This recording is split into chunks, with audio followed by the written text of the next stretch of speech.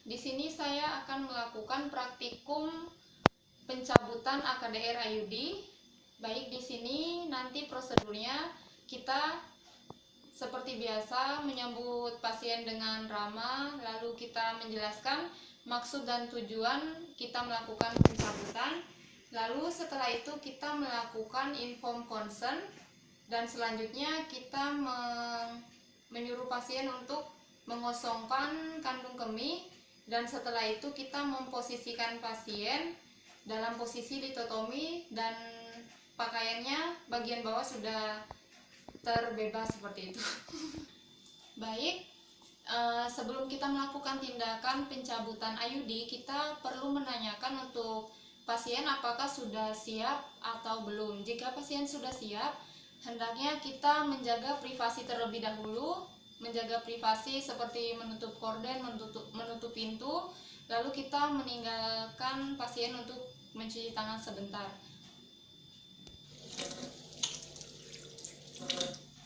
Kita cuci tangan menggunakan sabun dan 6 langkah.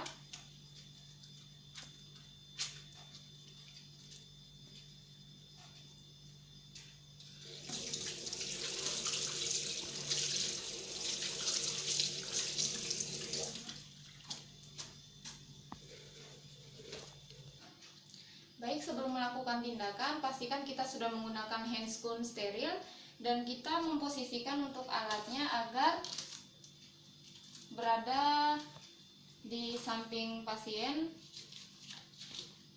Lalu kita mulai memposisikan. Baik, yang pertama kita melakukan inspeksi pada genitalia bagian luar. Kita mengamati apakah ada iritasi ataukah ada infeksi pada bagian luar. Jika tidak ada, kita melakukan vulva hygiene, membersihkan bagian luar dengan satu arah.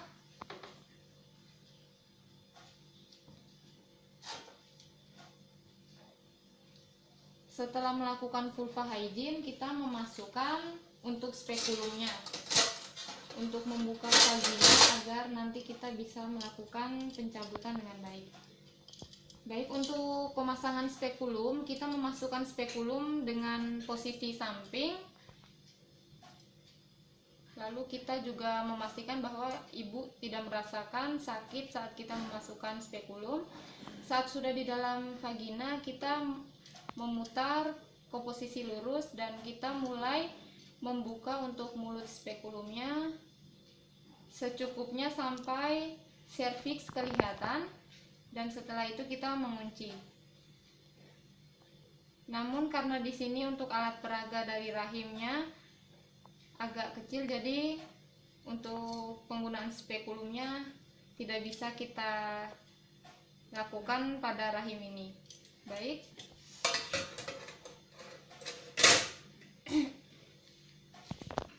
Baik, di sini sebelumnya saya ingin memberitahu terlebih dahulu mengapa di sini benang untuk pencabutan IUD masih panjang seperti benang sebelum pemasangan, dikarenakan saya menggunakan aplikator set IUD yang digunakan oleh bidan untuk melakukan konseling pada pasien saat pemilihan. Jadi saya tidak bisa menggunting benangnya saat melakukan pemasangan. Jadi di sini saya menganggap bahwa benang ini ukurannya hanya sampai di serviks saja, jadi tidak sampai di luar.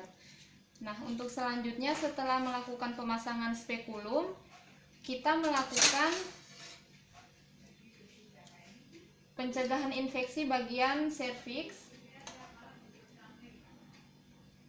dengan kasa steril. Kita masukkan secara perlahan. Kita bersihkan serviks. Lalu kita masukkan ke dalam bengkok.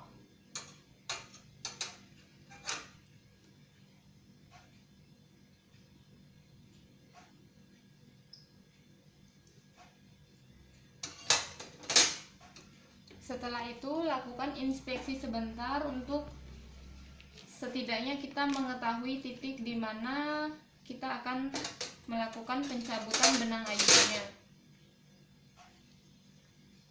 Lalu jika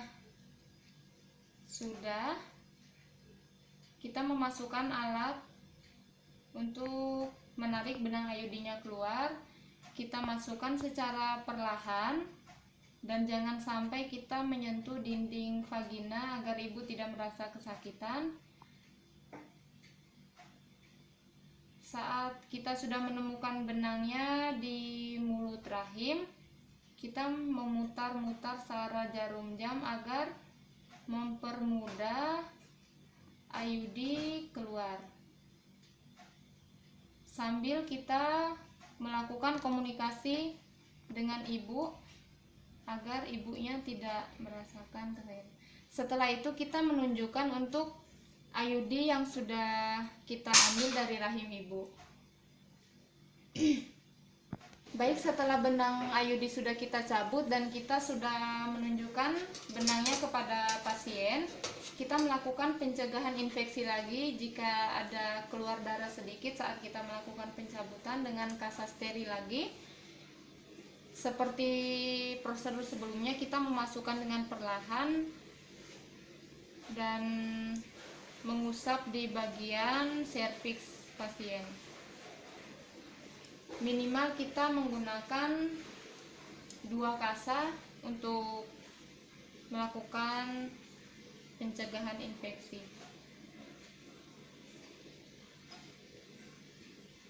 Lalu selanjutnya, setelah kita melakukan usapan untuk membersihkan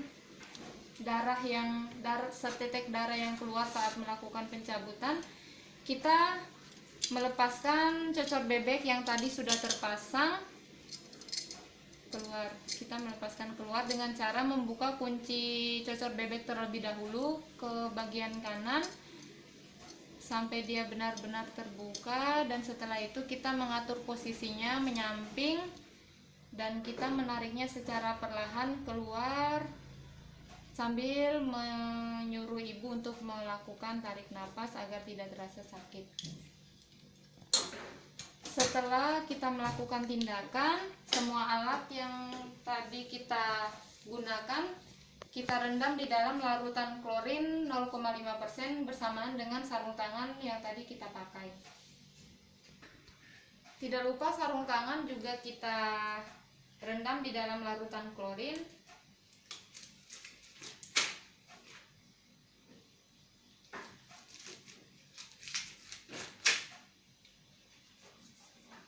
Setelah itu kita menghampiri pasien untuk melakukan konseling pasca pencabutan AKDR.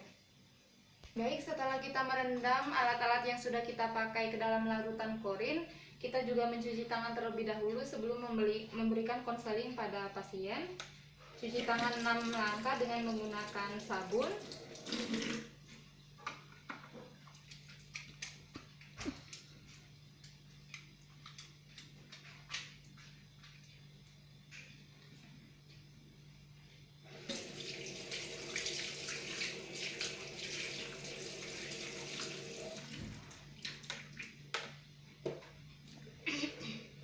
Baik, setelah mencuci tangan, kita mengamati terlebih dahulu selama 5 menit kira-kira ada reaksi yang tidak wajar apa tidak dari pasien.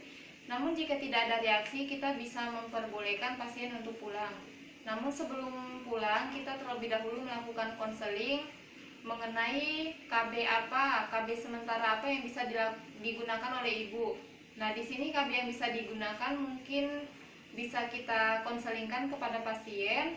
Lalu setelah itu kita juga memberi kesempatan kepada pasien untuk bertanya setelah pencabutan IUD tadi. Mungkin pasien bertanya mengenai gejalanya, mungkin cara untuk mengatasi gejalanya. Nanti kita menjawab semua pertanyaan dari klien. Nah, misalnya nanti ternyata pasien mengalami gejala nyeri yang lumayan hebat, kita bisa menganjurkan pasien untuk kembali agar kita bisa melakukan kontrol. Baik, mungkin sekian praktikum saya tentang pencabutan AKDR IUD. Mohon maaf apabila dalam pelaksanaan praktikum ini ada salah kata dan salah tindakan. Saya Vera Bulumasan mengucapkan terima kasih atas perhatiannya.